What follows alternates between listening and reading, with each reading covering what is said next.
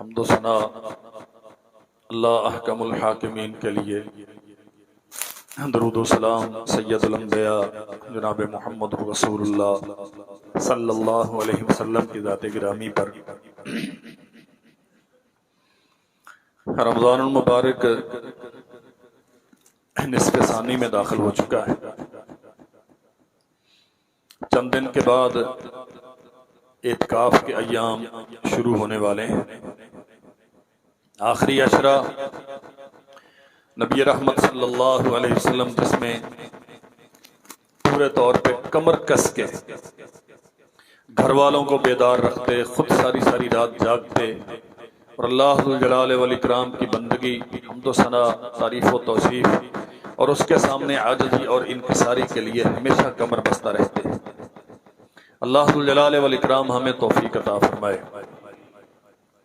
اللہ جنہیں یہ توفیق ودیت کرے وہ اعتکاف کریں گے، تنہائی میں اللہ ذوالجلال والاکرام کے سامنے گڑ گڑانا، رونا، دعائیں کرنا، اس سے جنت کی طلب کرنا، جہنم سے آزادی کا سوال کرنا۔ اللہ وحدہ لا شریک ہمیں توفیق بھی دے اور حالات بھی ہمارے لیے سازگار بنائے۔ جنت در حقیقت ہم سب کی منزل ہے اور ہم سب انشاءاللہ اسی منزل کے حصول کے لیے کوشاں ہیں۔ اللہ ذوالجلال والاکرام نے اہل ایمان کا تذکرہ کیا ہے۔ پہلے اللہ کے سامنے اپنے عقیدے اور ایمان کا اظہار کرتے ہیں۔ ربنا اننا سمعنا منادیا ینادی للایمان ان آمنوا بربکم فآمنا۔ اللہ ہم نے سن لیا، تیری طرف سے یہ پیغام دیا گیا ہے کہ مجھ پہ ایمان لاؤ، فآمنا، ہم تجھ پہ ایمان لائے۔ ہم تیرے ساتھ کسی کو شریک نہیں بناتے، کبھی کسی اعتبار سے جو حق تیرا ہے کسی دوسرے کو دینے کے لیے تیار نہیں ہے۔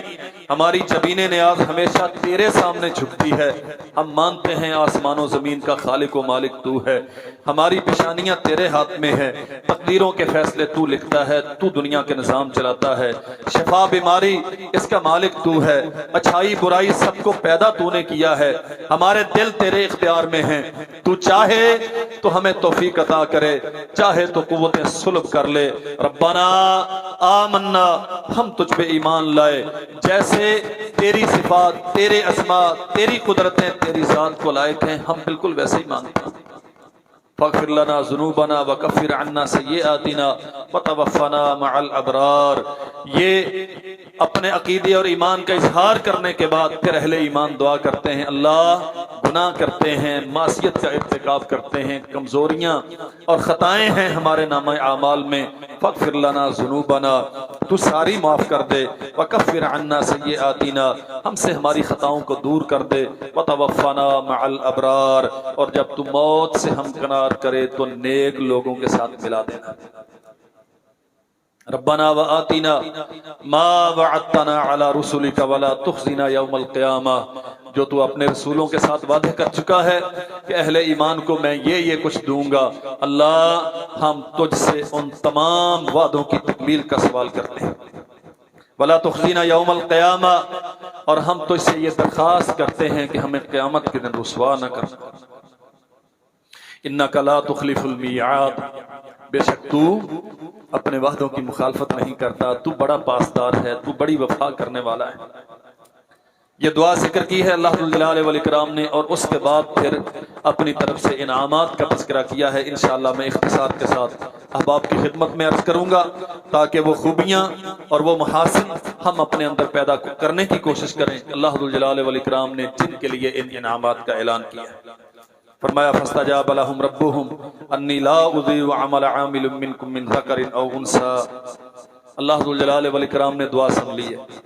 کوئی مرد ہو مانگنے والا، کوئی عورت ہو مانگنے والی، کوئی چھوٹا ہو، کوئی بڑا ہو، کوئی کمزور ہو، کوئی طاقت والا ہو، اللہ ذوالجلال والاکرام نے سب کی سن لی ہے۔ بعضکم من بعض، آپس میں تمہارے تعلقات ہیں، رشتے ناتے ہیں، لیکن اللہ ذوالجلال والاکرام کو تم سے مطلوب کیا ہے؟ فرمایا فالذین ہاجروا واخرجوا من دیارہم واوذوا فی سبیلی، وہ پہلے ایمان کا دعویٰ کرنے والے، اللہ ذوالجلال والاکرام کی وحدانیت کا اقرار کرنے والے، احوال کفر سے اپنا دامن چھڑا کے باطل عقائد کو ترک کر کے رب ذوالجلال والاکرام کی وحدانیت کا عقیدہ اختیار کرنے والے، پھر مصیبتیں امڑتی ہیں ان پہ، پھر مشکلات وارد کی جاتی ہیں ان پہ، برادریاں دشمن بنتی ہیں، وقت کے حکمران انہیں پابند سلاسل کرنے کی تدبیریں کرتے ہیں۔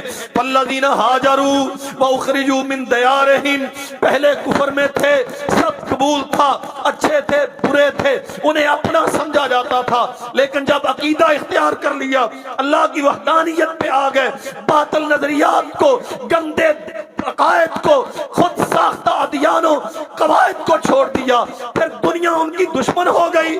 فالذین ہاجروا واخرجوا من دیارہم، اللہ کہتے تم ہم سے مانگتے ہو نا، جنت کا سوال کرتے ہو، قیامت کے دن کی رسوائیوں سے بچنے کی التجا کرتے ہو، عظیم الشان میزبانی ہم سے تم چاہتے ہو، اس کا طریقہ کیا ہے؟ ہاجروا واخرجوا من دیارہم، اللہ کا دین نہیں چھوڑنا، استقامت کی راہیں اختیار کرنا، عظیمت کے سبق یاد کرنا، تمہیں گھروں سے نکالا جائے، تمہیں اذیتیں دی جائیں، اخرجوا من دیارہم واوذوا فی سبیلی، تمہیں میرے رستے میں اذیتیں دی جائیں، لوگ تانے بھی دیں گے، لوگ گالیاں بھی دیں گے۔ 21ویں صدی، کمپیوٹر کا زمانہ، مولوی صاحب پرانے زمانے کی باتیں کرتے ہیں، ہزار قسم کے قصے کہانیاں تمہیں سننے کو ملیں گے۔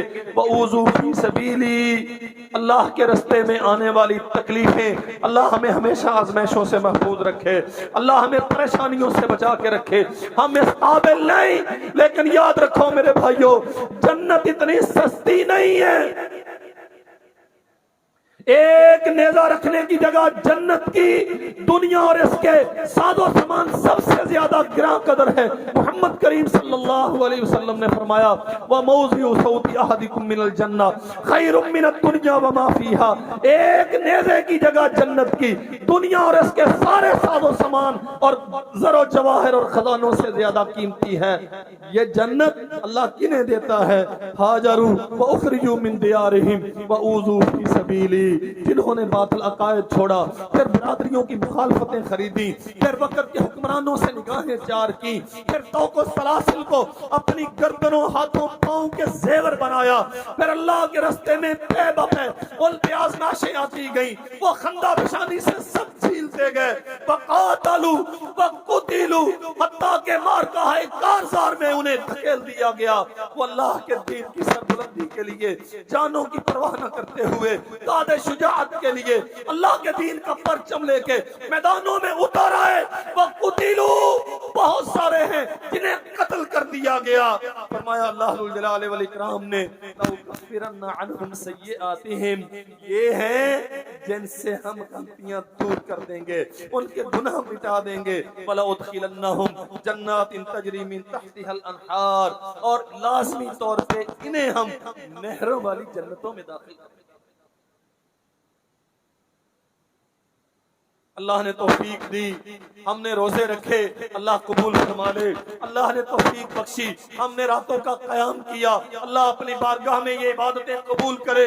لیکن میرے بھائیو، جنت اس قدر سستی نہیں ہے۔ ہاں، وہ مالک ہے، وہ مختار ہے، اس سے کوئی پوچھنے والا نہیں، چاہے تو کسی ایک عمل کو شرف قبولیت عطا کر کے کسی گناہگار کو جنت کا مالک بنا دے۔ کون ہے جو اس سے سوال کر سکتا ہے؟ لیکن جو معیار اللہ نے قائم کیا ہے وہ یہ ہے۔ سورہ آل عمران کی آخری آیات بیان کرتی ہیں ہاجروا واخرجوا من دیارہم واوذوا فی سبیلی۔ آج کے اس خطبہ جمعہ کی اس نشست میں ہمیں سوال کرنا ہے، کتنا جبر کیا اپنی طبیعت پر، اللہ کے نبی کی سنت کے اتباع میں کتنی تکلیفیں اٹھائی ہیں، دین حنیف کی سربلندی کے لیے کس قدر مشکلات برداشت کی ہیں، اللہ کی عبادت کرتے ہوئے، اللہ کے دین کی خدمت کرتے ہوئے۔ قاتلوا قتلوا، وہ میدانوں میں اترتے ہیں، انہیں قتل کیا جاتا ہے۔ لَأُكَفِّرَنَّ عَنْهُمْ سَيِّئَاتِهِمْ، جب ذہنی طور پہ ایسے معیار قائم کرے گا، ایمان کی اس معراج پہ فائز ہوگا۔ اللہ میرا جسم و جان بھی تیرے نام ہے، میرا مال و اولاد بھی تیرے نام ہے، میرے والدین اور اقربا بھی تیرے نام ہے، دنیا کی کوئی نعمت نہیں ہے جو میں تجھ سے پیچھے لے جاؤں، جو تجھ سے چھپا کے رکھوں۔ اس کے لیے پھر آسمان سے ندا آتی ہے لَأُكَفِّرَنَّ عَنْهُمْ سَيِّئَاتِهِمْ، ہم لازمی طور پہ تم سے تمہاری خطائیں مٹائیں گے، وَلَأُدْخِلَنَّهُمْ جَنَّاتٍ تَجْرِي مِن تَحْتِهَا الْأَنْهَارُ، اور حتمی طور پہ ہم نے فیصلہ کر دیا ضرور تمہیں نہروں والی جنت میں داخل کریں گے۔ ہاں یہ جو دنیا کی محبتیں ہیں نا یہ سبھی کو ہوتی ہیں، ضرورتیں بھی سب کے دامنگیر ہوتی ہیں، یہ مال و دولت کی کشش بھی یہ انسانی فطرت کا خاصہ ہے، لیکن جنہیں جنت کا شوق واقعتاً پیدا ہو گیا، جو اللہ ذوالجلال والاکرام کے دیدار کے شوق میں جیتے ہیں، ان کی صبح و شام میں رب کی ملاقات کی تیاری میں بسر ہوتی ہیں، وہ راتوں کو بے قرار ہو کے اٹھ کے اللہ سے جنت کا سوال کرتے ہیں، جہنم سے پناہ مانگتے ہیں، جو محمد کریم صلی اللہ علیہ وسلم کے دیدار کی طلب میں جیتے ہیں، تڑپ رکھتے ہیں اپنے دل میں، اور دل کی خواہشیں اور آرزویں یہ ہیں کہ اللہ قیامت کے دن اپنے نبی کے ہاتھ کا حوض عطا کر دے، اور پھر اللہ اپنے نبی کی رفاقت میں جنت الفردوس عطا کر دے۔ ان کی زندگی کی ترجیحات کچھ اور ہوتی ہیں، بنگلے کتنے بن گئے، محلات کتنے استوار ہو گئے، جگیروں کو وسعتیں کتنی دے دی گئی، مال کے انبار میں اضافہ کتنا ہو گیا، پچھلے سال کتنا تھا اب کی بار کتنا ہے، یہ کوئی بڑا مسئلہ نہیں ہوتا۔ وہ 2-2 4-4 روپے صرف کرنے کے لیے 10-10 بار مولویوں سے فتوے طلب نہیں کرتے۔ لا يحب اللہ لن تنالوا البر حتى تنفقوا مما تحبون، اللہ نے آسمان سے آیت اتاری ہے، سیدنا ابو طلحہ انصاری رضی اللہ عنہ نبی رحمت صلی اللہ علیہ وسلم کی خدمت میں آئے، اللہ کے نبی، اللہ نے آسمان سے آیت اتاری، تم اس وقت تک نیکی نہیں پا سکتے جب تک وہ قربان نہ کر دو جس سے سب سے زیادہ محبت ہے۔ اللہ کے نبی گواہ بن جائیے، بیروہا نام کا وہ میرا باغ مدینہ کے ممتاز ترین باغوں میں سے ایک، جو بہترین قطع زمین پہ شاندار پھل دینے والے پودے رکھتا ہے، اللہ کے نام پہ میں نے آپ کے سپرد کیا۔ اللہ کے نبی مجھے نیکی چاہیے، مجھے جنت چاہیے، مجھے باغوں کی حاجت نہیں۔ نبی کریم صلی اللہ علیہ وسلم کے پاس ایک آدمی آیا جن کی زندگی میں واقعتاً سب سے بڑا مسئلہ جنت کا حصول تھا، ان کی ترجیحات مختلف ہوتی ہیں۔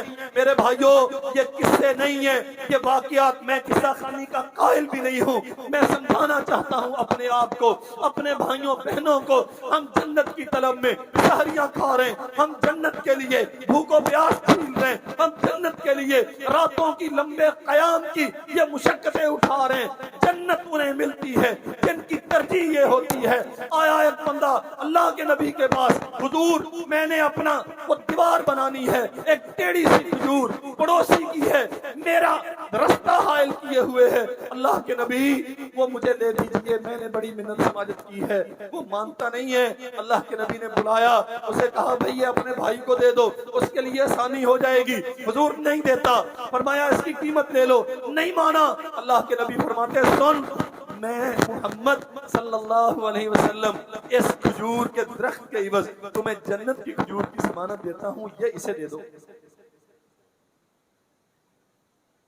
یہ آسانیاں اپنے بھائیوں کے لیے دنیا میں آسانیاں پیدا کرنا، بغیر کسی کو احسان جتلائے، بغیر کسی کو احساس جتلائے، بغیر کسی کو تانا مارے، میں نے تیرا فلاں کام سنوارا، میں فلاں وقت تیرے کام آیا۔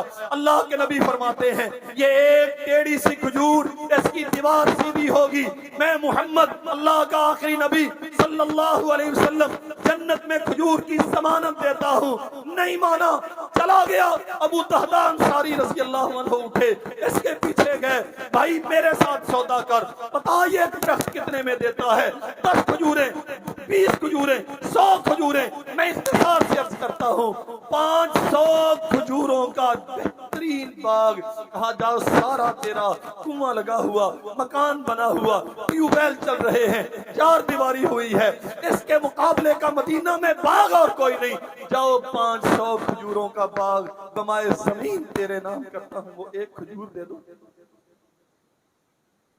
آگے نبی رحمت صلی اللہ علیہ وسلم کی خدمت میں اللہ کے نبی آپ نے اسے کہا تھا نا کہ اس کھجور کے عوض جنت کی کھجور کی ضمانت دیتا ہوں، کیجئے سودا میرے ساتھ کیجئے۔ ابو دہدا بتاؤ کیا چاہتے ہو؟ حضور یہ کھجور اگر میں آپ کو دوں تو کیا مجھے جنت کی کھجور ملے گی؟ فرمایا ابو دہدا کیوں نہیں ملے گی، میں نبوت کی زبان سے ضامن بنا ہوں، تمہیں بھی ملے گی۔ اللہ کے نبی وہ 500 کھجوروں کا باغ دے کے جنت کی کھجور کے لالچ میں یہ ایک خرید کے لایا ہوں جسے جی چاہے دے۔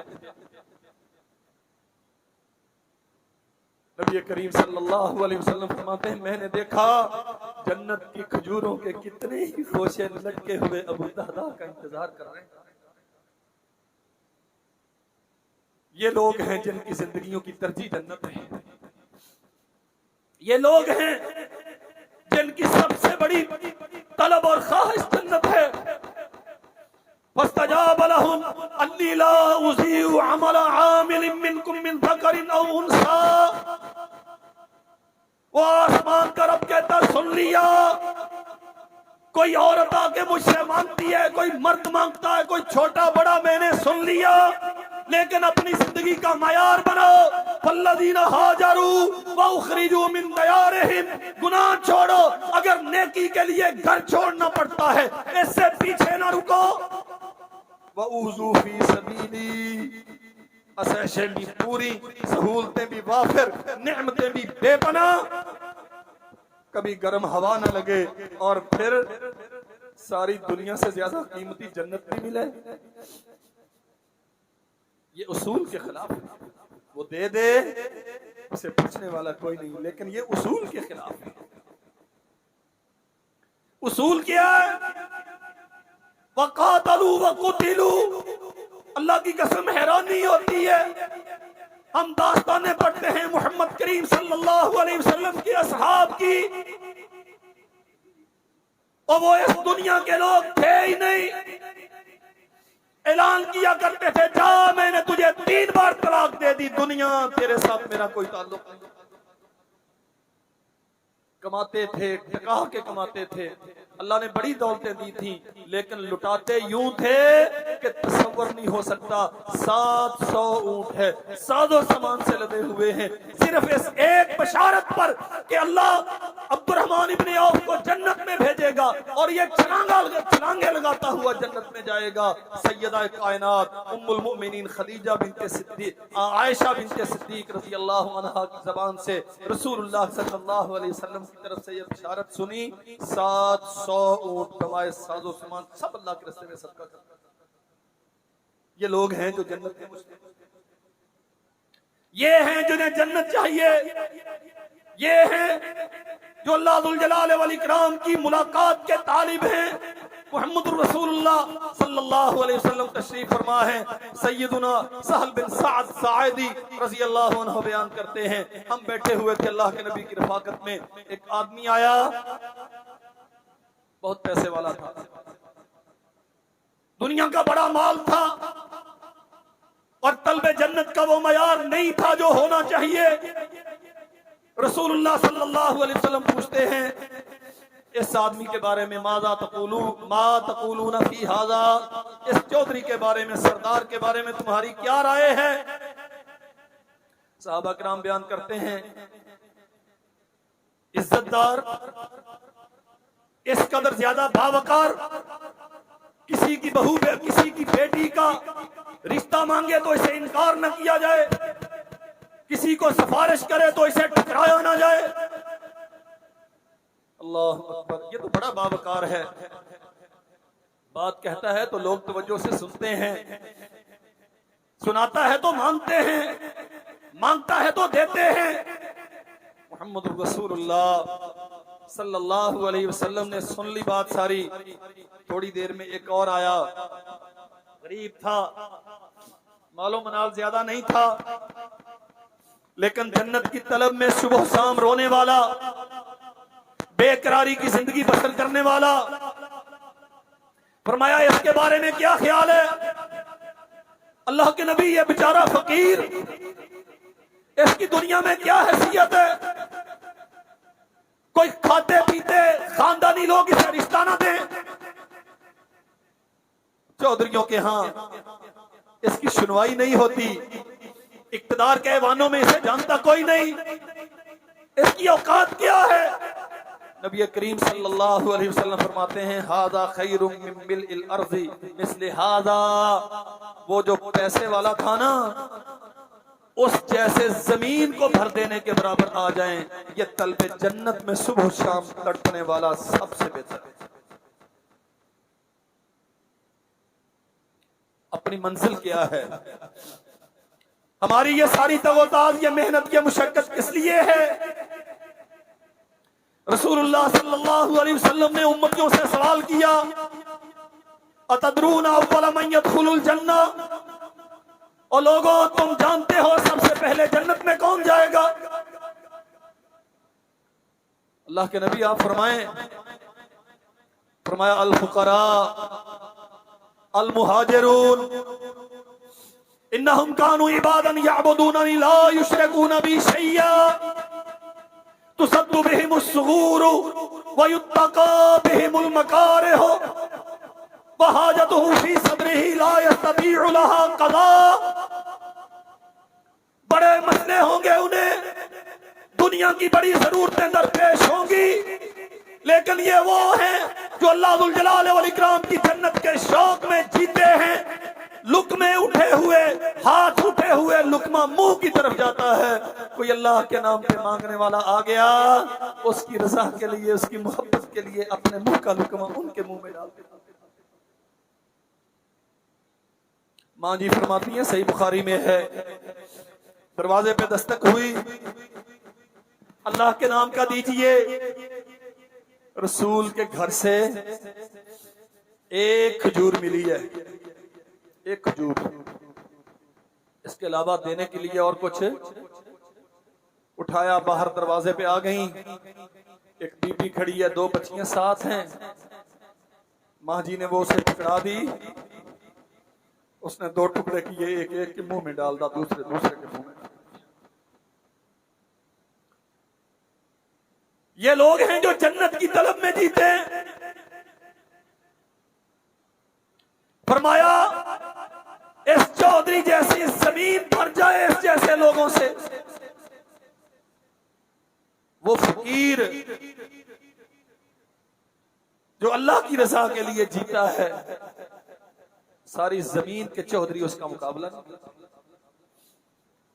इन्नहुम कानू इबादन यअबुदूननी ला युशरिकून बी शैया। सबसे पहले जन्नत में वो जाएंगे जो अल्लाह की इबादत करते हैं, उसके साथ किसी को शरीक, खालिसतन उसकी तौहीद को समझ के, मालूमात के साथ यकसू होके उसके लिए जीने वाले, जबीने नियाज उसके लिए झुकाने वाले।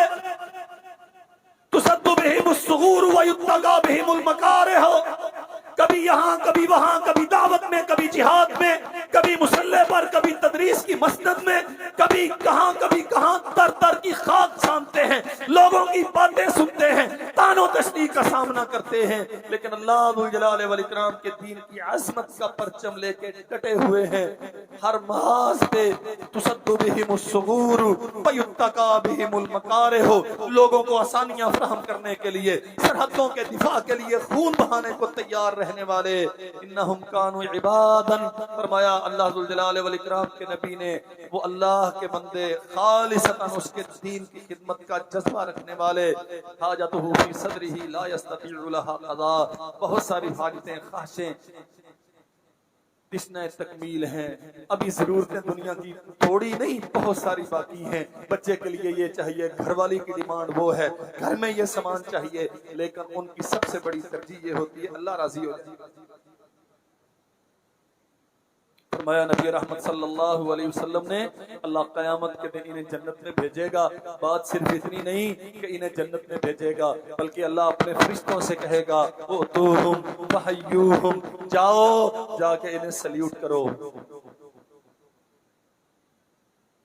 یہ عزت کے جھوٹی عزت کے چکر، یہ نمود و نمائش شہرت کی مصیبتیں، اپنے تم تراک اور کر و فر کی بقا کی جنگیں، میں بڑا ہوں، میرے وقار ہونا چاہیے، میں اس مصیبت میں ساری زندگی گزر جاتی ہے۔ اللہ کے نبی فرماتے ہیں اللہ فرشتوں سے کہے گا اُتُوہُم وَحَيُّوہُم، جاؤ یہ میرے بندے جو جنت میں داخل ہو رہے ہیں انہیں سلام کرو۔ فرشتے تعجب سے کہیں گے نحن سکان السماء وخیرتک من خلقک، ہم آسمانوں کے باسی، یہ چیچا وطنی سے آنے والے، اللہ ہم انہیں جا کے سلام کریں، ان میں خوبی کیا ہے؟ فرمایا تم نہیں جانتے، انہم کانوا عبادا یعبدوننی لا یشرکون بی شیئا، ان کی زندگی کا سب سے بڑا مسئلہ میری رضا تھی، یہ میری توحید کے لیے جیتے تھے، یہ میرے لیے مرنے والے، یہ میرے لیے کٹنے والے، صبح و شام میرے نام پہ اٹھنے جینے مرنے والے، یہ سارا مال و اسباب میرے نام پہ لٹا کے آنے والے، جاؤ یہ وہ ہیں جو دنیا کے لیے آسانیاں فراہم کرتے تھے، میرے دین کی عظمت کا پرچم لے کے میدانوں میں اترتے تھے، جاؤ جا کے انہیں سلام پیش کرو۔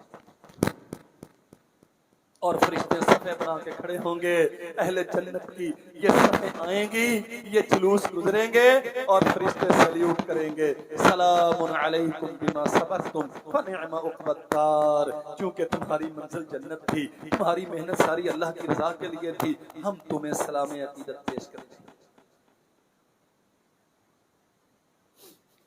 جناب محمد رسول اللہ صلی اللہ علیہ وسلم بنو غفار قبیلے کا ایک وڈیرا اللہ کے نبی کی خدمت میں آیا، بڑا عقل مند اور دانا ہے، محفلوں کے آداب سے واقف ہے، دنیا اسے ابو ذر غفاری رضی اللہ عنہ کے نام سے جانتی ہے، حضرت جندب بن جنادہ رضی اللہ عنہ، اللہ کے نبی کلمہ پڑھائیں مسلمان کریں، میں اختصار سے عرض کرتا ہوں وقت کم ہے، رسول اللہ صلی اللہ علیہ وسلم نے مسلمان بنایا اور ساتھ ہی فرمایا ابو ذر اپنے قبیلے میں جاؤ، ایمان چھپا کے رکھو، ابھی ہم کمزور ہیں، یہاں مکہ کے کافر طاقت میں ہیں، یہ چودھری وڈیرے ظلم کرتے ہیں مسلمانوں پہ، آپ واپس جائیں، جا کے اپنے قبیلے میں چپ کے اسلام کی دعوت دیں، اور جب اللہ ذوالجلال والاکرام ہمیں غلبہ عطا کرے تب اپنے ایمان کا اعلان کرنا۔ یہ اٹھا چلا واپس پلٹا، اللہ کے نبی یہ کیسے ہو سکتا ہے؟ توحید کی شمع دل میں روشن ہو گئی، نور توحید سے اللہ نے سینہ منور کر دیا، اور میں یہ نور چھپا کے چلا جاؤں یہ مجھ سے نہیں ہوتا۔ گئے ہیں بیت اللہ کے صحن میں، اور قریش کے سرداروں وڈیروں سنو، اشہد ان لا الہ الا اللہ وحدہ لا شریک لہ وان محمدن عبدہ ورسولہ، تم جانتے ہو میں جندب بن جنادہ غفار کا سردار اعلان کرتا ہوں محمد اللہ کے سچے نبی ہیں اور وہ اکیلا معبود ہے، اس کے علاوہ کوئی معبود ہے۔ کافروں نے پکڑا، مارا، اور اتنا مارا کہ زمین پہ لٹا کے ظلم کر رہے ہیں، قریب ہے کہ قتل کر دیا جائے۔ عباس ابن عبد المطلب جو مکہ کے سرداروں میں سے با اثر سردار تھے، آگے آئے اور اس کے ابو ذر کے اوپر لیٹے، او ظالموں تم اس کو مار رہے ہو جس کے قبیلے کا رستہ استعمال کرتے ہوئے شام کی طرف سفر ہجرت کرتے ہو، اگر اس کو نقصان ہو گیا تو غفار والے تمہیں اس رستے سے سفر نہیں کرنے دیں۔ اللہ کی قسم حیرانی ہوتی ہے، ایک دن مار کھائی ہے یہ اللہ کا بندہ، اگلے دن پھر بیت اللہ میں آ گیا، سردار محفل لگا کے بیٹھے ہوئے ہیں، یہ پھر اعلان کرتا ہے سنو کل تم نے مجھے مارا تھا نا کہ میں نے رسول اللہ صلی اللہ علیہ وسلم کا کلمہ پڑھا ہے، میں آج پھر اعلان کرتا ہوں تمہارے یہ باطل معبود، یہ تمہارے بنائے ہوئے بت، یہ جتنے تم نے اپنے کھڑے ہوئے ہیں یہ سارے باطل ہیں، یہ سب جھوٹ ہے، یہ کچھ نہیں کر سکتے، میں اس اکیلے کا بندہ ہوں جو سب کو پیدا کرتا ہے۔ پھر مار کھائی ہے، پھر مار کھائی ہے، کل والا واقعہ دہرایا گیا ہے، پھر سردار عباس نے آ کے چھڑایا ہے، لیکن اللہ کی توحید کے اعلان کرتا ہے۔ اللہ کی قسم یہ وہ لوگ ہیں جو حقیقتاً جنت کے طالب ہیں۔ ہم یہاں وہاں جا کے کمپرومائز کرنے والے، اپنے عقیدوں سے وڈرا کرنے والے، نہیں جی برادری کیا کہے گی، ہاں یہ سنت تو ہے لیکن آخر دنیا داری بھی تو ہے، یہ سیاست کے تقاضے ہیں، کیا کرتے جی، آخر مسئلہ تو ہے، اور کوئی مسئلہ نہیں ہے، اگر تیرا مسئلہ جنت ہے تو پھر معیار یہ ہونا چاہیے۔ وَوُضُوا فِي سَبِيلِي، اللہ کے راستے میں تکلیفیں آتی ہیں، اللہ اکبر۔ رسول اللہ صلی اللہ علیہ وسلم کے چچا زاد بھائی ہیں، بڑی محبتیں ہیں ان کے ساتھ۔ اللہ کے نبی صلی اللہ علیہ وسلم کے بڑے معتمد خاص ہیں، علی المرتضیٰ کے بڑے بھائی ہیں، ابو طالب کا لخت جگر ہیں جناب جعفر بن ابی طالب رضی اللہ تعالی عنہ، اور اتنی گہری محبت ہے، اتنی قربت کا رشتہ ہے۔ جانتے ہو جب حبشہ کی طرف یہ ہجرت کر کے گئے تو اللہ کے نبی نے سردار انہی کو بلایا تھا۔ جب نجاشی کے دربار میں پیچھے سے کافر پہنچے ان مسلمانوں کو واپس لانے کے لیے، اسلام کا یا اہل اسلام کا مقدمہ وکیل بن کے انہی جعفر بن ابی طالب نے نجاشی کے دربار میں لڑ کے جیتا تھا۔ یہی وہ انسان ہے۔ جب اللہ کے نبی نے خیبر فتح کیا، ادھر سے جعفر بن ابی طالب اپنی گھر والی اسما بنت امیس کے ساتھ باقی احباب کو ساتھ لے کے وہاں سے نجاشی کے دربار سے حبشہ سے واپس مدینہ میں پہنچے، خیبر کے مقام پہ پہنچے۔ اللہ کے نبی صلی اللہ علیہ وسلم فرماتے تھے مجھے سمجھ نہیں آتی آج خیبر فتح کرنے کی خوشی زیادہ ہے یا جعفر کی ملاقات کی خوشی زیادہ ہے۔ عمر بن خطاب نے اسما بنت امیس سے کہہ دیا اسما تم تو حبشہ کی طرف چلی گئی تھی، رسول اللہ کے ساتھ ہمارا تعلق گہرا ہے کہ ہم سفر و حضر میں رسول اللہ کے ساتھ رہے ہیں۔ اسما کہتی ہیں میں تب تک خیمے میں نہیں جاؤں گی جب تک یہ فیصلہ نہ کروا لوں تو ہوتا کون ہے رسول اللہ سے زیادہ رشتے جتانے والا۔ یہ رشتہ ہے محمد کریم صلی اللہ علیہ وسلم کے ساتھ جعفر اور اس کی گھر والی کا۔ اللہ کے نبی عمر بن خطاب کہتے ہیں کہ آپ ان کے زیادہ ہیں ہمارے کم ہیں۔ فرمایا اسما نہیں، آپ انہیں کہہ دو اللہ ذوالجلال والاکرام نے انہیں ایک ہجرت کا موقع دیا ہے، تمہیں تو 2 ہجرتوں سے نوازا ہے، میں جتنا عمر کا ہوں اتنا ہی تیرا بھی۔ اللہ کے نبی منبر پہ بیٹھے ہیں، جہاد کے لیے کافرہ مرتب ہو رہا ہے، موتا کا مارکا درپیش ہے۔ فرمایا زید ابن حارثہ جسے لوگ کبھی زید بن محمد کہا کرتے تھے، اللہ کی قسم داستانیں بڑی دلخراش ہیں، وہ زید جس نے چچا کو باپ کو چھوڑ دیا تھا، آزادی اور سرداری کی زندگی، گھر بار کی محبتیں، پدرانہ شفقتیں ساری محمد رسول اللہ صلی اللہ علیہ وسلم کی رفاقت و صحبت کے لیے قربان کرتی تھی۔ اللہ کے نبی نے فرمایا تھا آگے ہو یہ تمہارا بیٹا ہے، ہاں میرے پاس پہنچا ہے لیکن غلام نہیں ہے، محمد نے اسے بیٹا بنا کے رکھا ہے، جانا چاہتا ہے تو لے جاؤ، ہاں بیٹا چلے۔ فرمایا بابا آپ کی ساری محبتیں یاد ہیں لیکن محمد رسول اللہ کو چھوڑ کے آپ کے ساتھ جاؤں یہ ممکن نہیں صلی اللہ علیہ وسلم۔ اللہ کے نبی فرماتے ہیں زید ابن حارثہ لشکر کا امیر ہوگا، اگر یہ شہید ہو جائے تو میرے چچا کا بیٹا جعفر ابن ابی طالب یہ امیر لشکر ہوگا، اگر وہ بھی شہید ہو جائے تو عبداللہ ابن رواحہ ہوگا۔ اور سنو میرے بھائیو، وقاتلوا وأوذوا فی سبیلی وقاتلوا وقتلوا، اللہ کے راستے میں آزمائشیں جھیلنے والے جنت انہیں ملتی ہے جو مال بھی دیتے ہیں جانیں بھی دیتے ہیں، عزم و یقین کے ساتھ اس کی بندگی اور اطاعت کے لیے اپنے آپ کو ہمیشہ تیار رکھتے ہیں، یہ نکلے ہیں میدان میں۔ اللہ کے نبی یہاں وہ لائیو منظر، اللہ نے پردے سارے ہٹا دیے، رحمت عالم صلی اللہ علیہ وسلم بتا رہے ہیں وہ دیکھو زید ابن حارثہ مقابلہ ہو رہا ہے، فلاں کو مارا فلاں نے انہیں مارا، حتیٰ کہ زید ابن حارثہ کی شہادت کا اعلان ہو گیا۔ جعفر ابن ابی طالب آگے بڑھے، اسلام کا پرچم، محمد رسول اللہ صلی اللہ علیہ وسلم کا دیا ہوا پرچم، لشکر اسلام کی سربلندی کی علامت، یہ پرچم ان کے ہاتھ میں ہے، دائیں ہاتھ میں پرچم تھاما ہوا، ظالموں نے وار کیا، بازو اتار دیا، پھر دوسرے سے تھاما اسے بھی کاٹ دیا۔ اللہ کی قسم حدیث میں ہے، میں کسے نہیں بیان کرتا، وہ ٹونڈے سے جو باقی رہ گئے تھے سینے کے ساتھ لگا کے محمد کی عظمت کا پرچم سر بنا، جب تک گردن کٹ نہیں گئی، جب تک جسم بے جان نہیں ہو گیا، رسول کا پرچم زمین پہ نہیں آنے دیا۔ عبداللہ ابن عمر بیان کرتے ہیں، صحیح البخاری میں ہے، فرمایا جب جنگ ختم ہو گئی، اللہ نے اسلام کو فتح عطا کر دی، ہم نے جا کے دیکھا جعفر ابن ابی طالب کو اٹھایا، ہم لے کے آئے، اور لوگوں ایک دو کی بات نہیں، وَأُوذُوا فِي سَبِيلِي وَقَاتَلُوا وَقُتِلُوا، یہ اللہ کے دین کے لیے آزمائشوں میں مبتلا کیے گئے، کبھی قید و بند کی صعوبتیں ہیں، کبھی ہجرت کی پر مشقت راہیں ہیں، کبھی دیار غیر اور علاقہ بیابان کی شب و راتیں اور سامے ہیں، اور آج مقتل کا میدان ہے، 90 زخم لگے ہیں رسول کے چچا زاد بھائی کو، اور عبداللہ ابن عمر کہتے ہیں لوگوں ایک بھی زخم جعفر کی کمر پہ نہیں لگا، سارے سینے پہ لگے۔ وَقَاتَلُوا وَقُتِلُوا لَأُكَفِّرَنَّ عَنْهُمْ سَيِّئَاتِهِمْ۔ گناہوں سے بخشش چاہتے ہو تو سحریوں افطاریوں کی نعمتوں بھری دسترخوانوں سے تھوڑا سا آگے آؤ اور یہ سوچو اللہ کے دین کے لیے تمہاری قربانی اور خدمات کیا۔ نبی کریم صلی اللہ علیہ وسلم گئے ہیں جعفر کے گھر میں شہادت کی خبر دینے کے لیے۔ اسماء بنت امیس نے سنا میرا شوہر نامدار، سر کا تاج، میرے دو چھوٹے چھوٹے بچوں کا باپ، اور میرے بھائیوں بڑی مصیبتیں، بڑی الجھنیں، بڑی مشکلات ہیں آپ کو۔ ہم سے تو دکان چھوڑ کے نماز کے لیے نہیں آیا جاتا، ہم سے تو کاروبار چھوڑ کے آدھا گھنٹہ درس سننے کے لیے وقت نہیں نکلتا، ہم تو زندگی بھر سن سنا کے مسلمان رہے، ہم نے تو دین سیکھنے کے لیے 24 گھنٹوں میں سے آدھا گھنٹہ کبھی صرف نہیں کیا۔ جانتا ہے جب دو چھوٹے چھوٹے بچے ہیں، جانتا ہے محبت کرنے والی جوان بیوی ہے، معلوم ہے کہ قسمہ پرسی کا حال ہے، ان کا پرسانے حال کون ہوگا، لیکن یہ بھی جانتا ہے اگر میں اس کی رضا کے لیے جاتا ہوں نہ وہ مجھے رسوا کرے گا نہ میرے گھر والوں کو رسوا کرے گا۔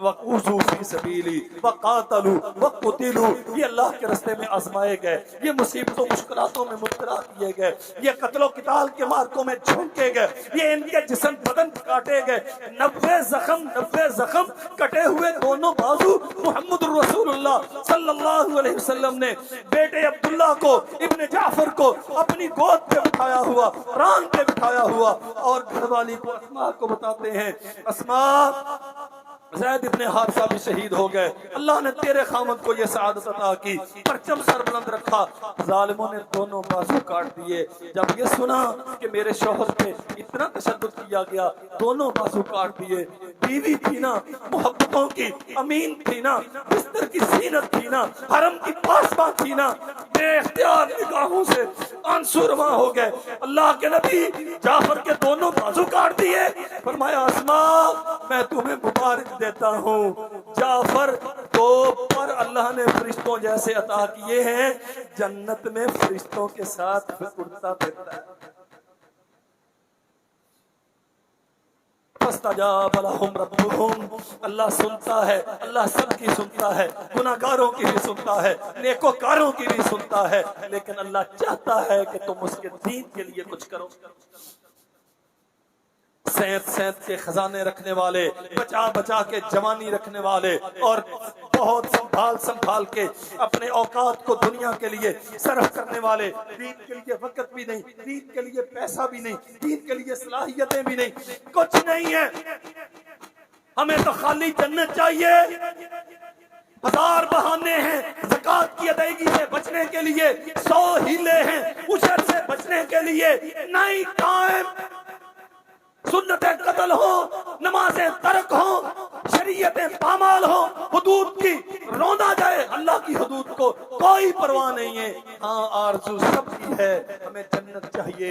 وَأُوذُوا فِي سَبِيلِي وَقَاتَلُوا وَقُتِلُوا، ہاں ان پرخار راہوں میں آ کے قدم اٹھاؤ، پھر پتہ چلے گا صداقت کتنی ہے دعووں میں، اور امیدیں کتنی ہیں اللہ کے وعدوں پر، اور جنت کی قیمت کیا ہے۔ وَقَاتَلُوا وَقُتِلُوا، وہ میدانوں میں اترتے ہیں، کبھی مال لے کے آتے ہیں، کبھی جانیں لے کے آتے ہیں، اپنے ہاتھ کچھ نہیں رکھتے، اپنے لیے بچا کے کچھ نہیں رکھتے، اولاد ہے وہ بھی اللہ کے لیے ہے، بیوی بچے ہیں وہ بھی اللہ کے لیے ہے، مال و جان ہے یہ بھی اللہ کے لیے ہے، وقت اور اسباب ہیں یہ بھی رب کے لیے ہے، صلاحیتیں اور قوت و طاقت ہے یہ بھی اللہ کے لیے ہے، اور میں اللہ کی جنت کا متلاشی ہوں، چکا دوں گا جو قیمت مانگی جائے گی، لیکن اللہ آرزو صرف یہ ہے کہ جنت الفردوس کا مالک، اس آرزو میں جینے والے، اللہ اکبر، اللہ عزتیں قربانیوں کے نتیجے میں دیتا ہے۔ احزاب کا معرکہ ہے، دشمن کی طرف سے ایک تیر آیا، سیدنا سعد بن معاذ رضی اللہ عنہ کے بازو پہ لگا، بازو کی ہاتھ کی طرف جانے والی رگیں کٹ گئیں، خون جاری ہو گیا، ہاتھ سوج گیا۔ اللہ اکبر۔ یہ بنو عبد الاشہل کا سردار اسید بن حذیر کے بعد مصعب بن عمیر کی دعوت اسلام قبول کرنے والا، مسلمانوں کو مکہ مدینہ منورہ میں رہائش فراہم کرنے والا، اسلام کی کامیابی کا، مدینہ میں اسلام کی کامیابی کا بنیادی ستون سعد بن معاذ رضی اللہ عنہ، بڑے سرداروں میں سے ایک نامور سردار، نہایت دانا اور صاحب بصیرت۔ آج ہاتھ پہ تیر لگا ہے، رگیں کٹ چکی ہیں، ہاتھ سوج گیا ہے۔ اللہ ذوالجلال والاکرام سے دعا کرتا ہے، عرش والے بنو قریظہ نے ہم سے بدعہدی کی ہے، جب تک انہیں انجام سے دوچار ہوا نہ دیکھوں تب تک مجھے موت نہ دینا۔ آپ بھی دعائیں کرتے ہوں گے، محل ایک بن گیا ہے، اب بیٹے کے لیے بھی بن جائے، بیٹے کا بن گیا ہے اب پوتے کے لیے بھی بن جائے، یہ بھی ہو جائے وہ بھی ہو جائے، فیکٹریاں 2 سے 3 ہو جائیں، یہ کر لوں وہ کر لوں۔ ابھی امیدیں لمبی ہیں، مرنے کی تیاری نہیں، یہ مرنے سے ڈرنے والا نہیں ہے، یہ تو رب کی ملاقات کی آرزو میں جینے والے، یہ تو موت کو موت کی جگہوں سے تلاش کرنے والے، یہ تو شہادت کا عالم لے، یہ تو شہادت کا عزم لے کے میدان مقتل میں اترنے والے۔ لیکن آج مسئلہ کیا ہے؟ 2 خواہشیں کی ہیں۔ اللہ، قریشیوں نے میرے نبی کو بڑا تنگ کیا ہے، ابھی ان کا فیصلہ نہیں ہوا اور میں زخمی ہو گیا ہوں، ہاتھ سے خون رکنے کا نام نہیں لیتا، اور انہوں نے تازہ تازہ بنو قریظہ یہودی قبیلہ ہم سے بدعہدی کی ہے۔ اللہ، اس وقت تک موت نہ دینا جب تک ان کا انجام نہ دیکھ لوں۔ داستان لمبی، میں اختصار سے عرض کرتا ہوں۔ رسول رحمت نے خیمہ لگا دیا، سردار کا خیمہ، سردار کا خیمہ، جو جنت کی طلب میں مصعب بن عمیر کو اپنے گھر میں مکان رہائش دینے والا، اسلام کو مدینہ میں یثرب میں جڑیں فراہم کرنے والا، آج اللہ کے نبی نے اپنے جوار میں مسجد نبوی میں اس کا خیمہ لگایا ہے تاکہ صبح و شام رسول رحمت کو اس کی عیادت میں آسانی ہو۔ زندگی میں ایک بار جس نے ایمان کی حالت میں اللہ کے نبی کو دیکھ لیا، ساری دنیا کی دولتیں اس کی عظمت پہ قربان، لیکن اس انسان کی عظمت کے کیا کہنے کہ اللہ کے نبی گھر سے اٹھا کے اپنے پاس لے، اپنی مسجد میں لے آئے۔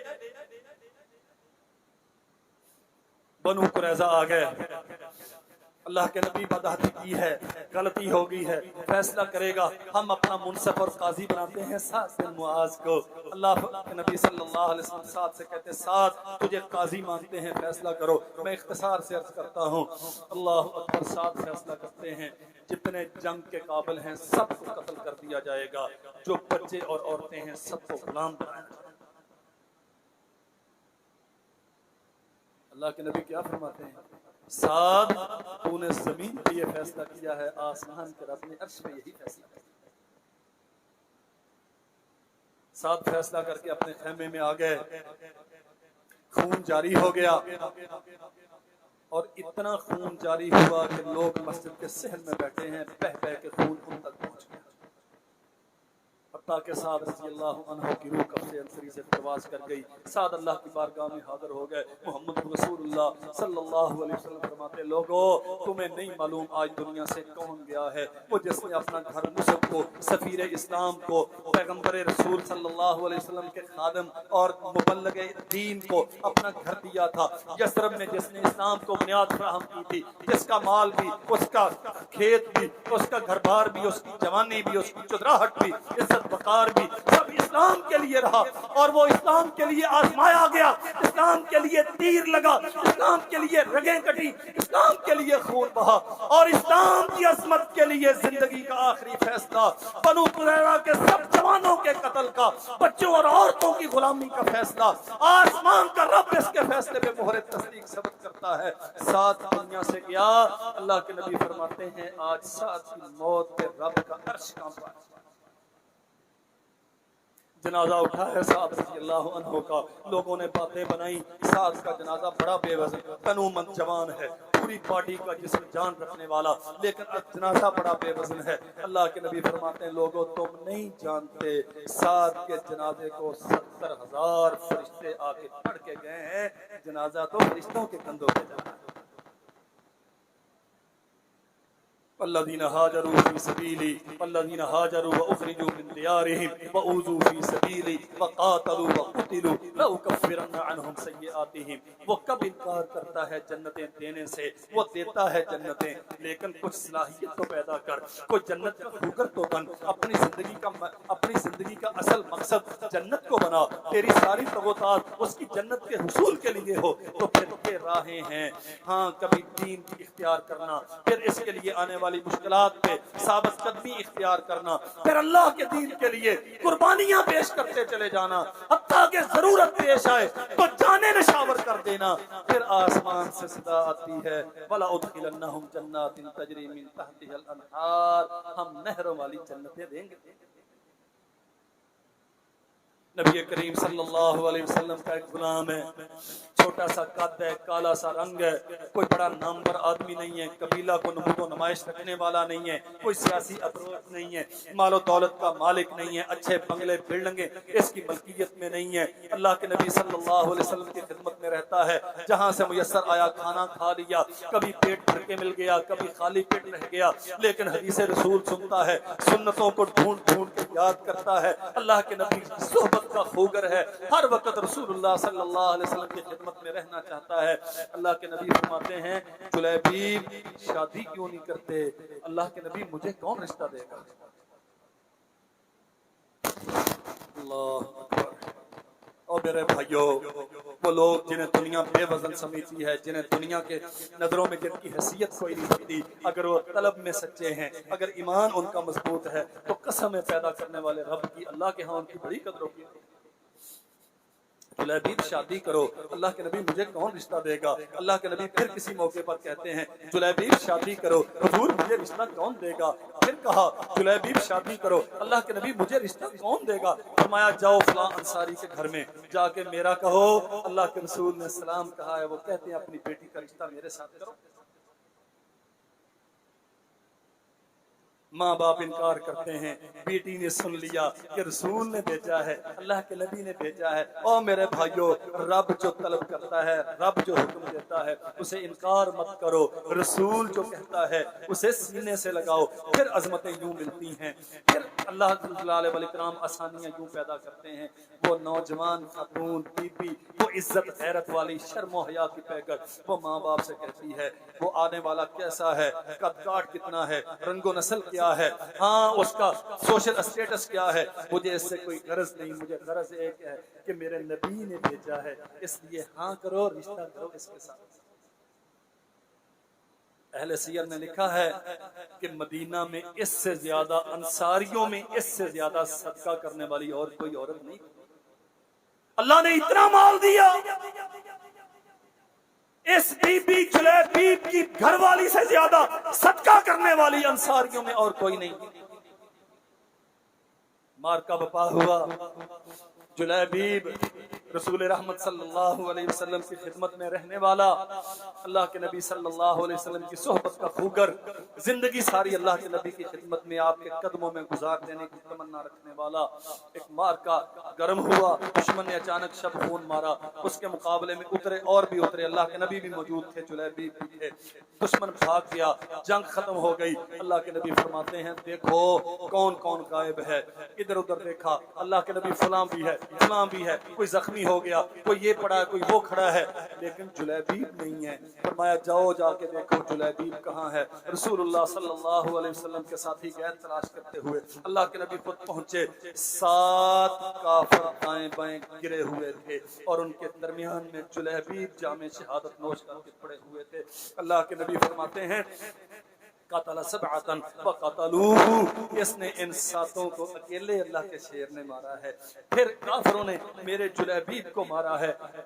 فرمایا جلیبیب منی وانا منہ، یہی بات اللہ کے نبی نے حسین سے کہی تھی، حسین منی وانا منہ، حسین میرا ہے میں اس کا ہوں، یہی بات رسول اللہ نے جلیبیب سے کہی، جلیبیب منی وانا منہ، جلیبیب میرا ہے، اللہ کا نبی جلیبیب کا۔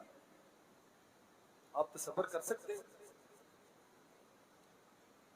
ساری کائنات کہے کہ ہم رسول کے محبت کرنے والے ہیں، اللہ کی قسم اس سے بڑی عظمت کوئی نہیں۔ لیکن اس انسان کی عظمت کے کیا کہنے، رسول کہے اور لوگوں گواہ ہو جاؤ، جلیبیب مجھ سے محبت کرتا تھا، میں جلیبیب سے محبت کرتا ہوں۔ اور اہل سیر، حدیث ہے قصہ نہیں ہے، حدیث ہے، لوگ میتیں اٹھتی ہیں چارپائیوں پہ اٹھتی ہیں، میتیں لوگوں کے کندھوں پہ اٹھتی ہیں، محمد رسول اللہ نے اپنے بازو پھیلائے ہیں، فرمایا اٹھاؤ میرے جلیبیب کو اور اللہ کے نبی کے مبارک ہاتھوں پہ رکھو۔ رسول اللہ نے بغیر جنازہ پڑے، بغیر غسل اور کفن دیے، انہی کپڑوں میں اسی بہتے ہوئے لہو کے ساتھ اپنے مبارک ہاتھوں سے جلیبیب کو قبر کے حوالے۔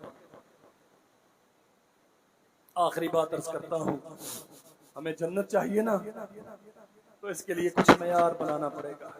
جنت اتنی سستی نہیں ہے، آپ جانتے ہیں جناب محمد رسول اللہ صلی اللہ علیہ وسلم پہ سب سے پہلے ایمان لانے والے جناب ابو بکر صدیق سفر میں بھی ساتھ ہیں، حضر میں بھی ساتھ ہیں، گھر میں بھی ہیں، مسجد میں بھی ہیں۔ اللہ کے نبی نے فرمایا تھا ساری دنیا کے احسانات چکا دیے، ابو بکر کے احسانات اللہ کی جنت میں جا کے چکاؤں گا۔ ساری دنیا کے مال نے بڑا فائدہ دیا، لیکن جتنا فائدہ ابو بکر کے مال نے دیا اتنا تو کسی اور چیز نے نہیں دیا۔ رسول اللہ صلی اللہ علیہ وسلم ہمیشہ ابو بکر صدیق رضی اللہ تعالی عنہ ان کی قربانیوں کا اعتراف کرتے رہے، کبھی آدھا دیا، کبھی سارا دیا، کبھی گھر سے جھاڑو پھیر کے رسول اللہ کے قدموں میں لا کے ڈھیر کر دیا۔ ابو بکر گھر میں کیا ہے؟ فرمایا اللہ کا نام ہے، محمد رسول اللہ کی محبت ہے، اور کچھ چاہیے بھی نہیں۔ آج حالت کیا ہے؟ آخری وقت ہے، قریب المرگ ہے، خلافت کی وصیت عمر کے نام کر چکے، امت کو جو کہنا تھا بحثیت خلیفہ وہ کہہ چکے، سب کچھ کہہ دیا۔ بیٹی کو بلایا، عائشہ دیکھو ابو بکر کی ملکیت میں کیا کچھ ہے۔ اللہ کے ہاں میرے پیارے بابا یہ ہے یہ ہے یہ ہے، فرمایا یہ چیزیں مسلمانوں کی ہیں، یہ جا کے عمر بن خطاب کو دے دینا کہ مسلمانوں کا بار خلافت اب ان کے کندھوں پہ ہے، انہیں دے دینا۔ اور بیٹے ایک بات یاد رکھنا، یہ تیرے باپ کے جسم پہ اوڑی ہوئی دو چادریں، جب میں مر جاؤں تو انہیں اتارنا، انہیں دھو کے مجھے کفن انہی میں دینا۔ مسلمان اتنے غریب نہیں تھے، عمر بن خطاب رضی اللہ عنہ آج کے حکمرانوں کی جیسے ایسے بے وفا نہیں تھے۔ وہ شاہی پروٹوکول اگر کسی کے لیے روا ہوتا تو اللہ کی قسم امت میں ابو بکر سے زیادہ پروٹوکول کا حقدار اور کوئی نہیں۔ بیٹی روتی ہے، رسول کی بیوی ابو بکر کی بیٹی روتی ہے، بابا ہم اتنے غریب تو نہیں ہیں کہ آپ کو اچھا کفن نہ دے سکیں۔ فرمایا بیٹے نہیں، اچھے کپڑوں کی زندوں کو ضرورت ہوتی ہے، میں تو مٹی کا لباس اوڑھ کے سو جاؤں گا، یہی تو کپڑے پہنا کے دفن۔ یہ ہیں جو جنت کے لیے اپنی زندگیاں تیاگ کے گئے، اتنا مال دیا، اتنا مال اللہ کے نبی کے نام پہ دیا، رب کے نام پہ اپنے نبی کے قدموں پہ نشاور کیا۔ اللہ کے نبی کہتے ہیں اسلام کو اتنا فائدہ کسی کے مال نے نہیں دیا جتنا ابو بکر کے مال نے دیا، لیکن ابو بکر دنیا سے گئے ہیں تو پرانے کپڑوں کا کفن اوڑھ کے گئے ہیں۔ اللہ ہمیں سمجھنے کی توفیق عطا فرمائے۔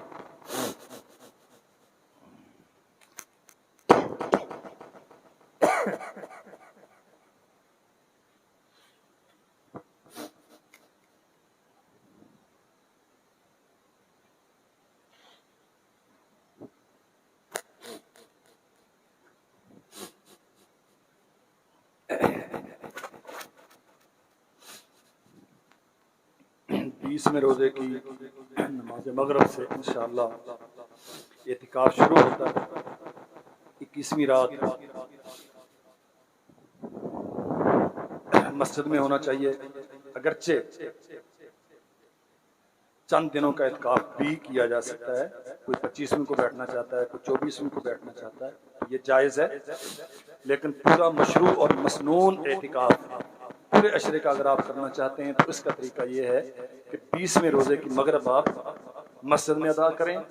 اولا طریقہ یہ ہے اگر ممکن ہو تو معتکف حجرہ بنایا جائے، اس میں بیٹھا جائے۔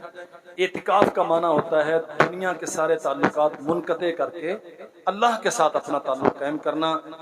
موبائل، اخبار، ادھر ادھر کی باتیں، اس سب سے جو بندہ موبائل لے کے اعتکاف کرنا چاہتا ہے بہتر یہ ہے کہ اسے نہیں کرنا چاہیے۔ پوری یکسوئی کے ساتھ اللہ ذو الجلال والاکرام کے سامنے اپنے معاملات رکھنا، استغفار کرنا، جنت طلب کرنا اور لیلۃ القدر کی جستجو کرنا، یہ اعتکاف کے مقاصد ہیں۔ اللہ ہمیں اس کی توفیق عطا فرمائے۔ انشاءاللہ مسجد میں انتظام ہوتا ہے، اللہ نے زندگی رکھی تو ہوگا، لیکن قید ضابطے جو موجود ہیں اس کے مطابق انشاءاللہ ضرور بھائی اس کے لیے کوشش کریں۔ دوسرا بڑا اہم سوال تھا، اگرچہ وقت پورا ہو گیا، زکوٰۃ۔ وہ جی پچھلے سال تو پیسہ بینک میں تھا، اب اس سال کاروبار میں ہے، مارکیٹ میں ہے، تو کیا اب بھی زکوٰۃ؟ سبحان اللہ، شیطان اتنے رستے سمجھاتا ہے بچنے کے لیے۔ بھئی جس نے 10 کروڑ تجھے دیا ہے اس کا شکر ادا کرتے ہوئے تم 10 کروڑ میں سے 2.5% دینے کے لیے تیار نہیں۔ 10 کروڑ جو تیرے پاس موجود ہے وہ گنتی میں نہیں آتا، جو 2.5% جا رہا ہے وہ پریشان کرتا ہے۔